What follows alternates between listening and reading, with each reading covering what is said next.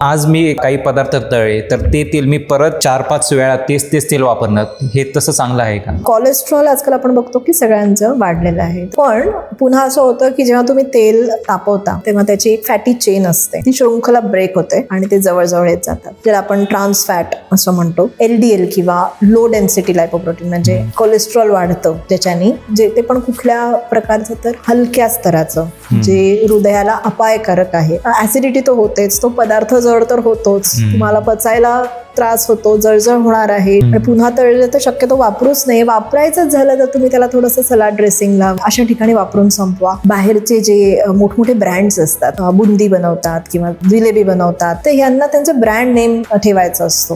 So ते लोक ते तेल विकून टाकतात एकदा वापरलेलं, त्यांच्यापेक्षा थोड्याशा कमी हलक्या ह्याचे ब्रँड्सला. मग ते जातं उडपी रेस्टॉरंट्समध्ये किंवा हॉटेल्समध्ये, मग जातं ते स्ट्रीट वेंडरकडे. आपण जाऊन जे भजी पाव किंवा वडापाव होते ते खूप वेळा तळलेलं तेल आहे, एवढं लक्षात ठेवा. नसेल पटत तर ते जेव्हा ते गॅस बंद करतात तेव्हा तुम्ही त्यांचं तेल बघा, त्याचं थिक असतं खूप. मग हे थिक तेल जाऊन आपण विकत घेऊन जे खातोय ते 100% माझ्या हृदयाला आज ना उद्या त्रास देणार आहे. सो स्ट्रीट फूड ह्यासाठी अवॉइड करायचं.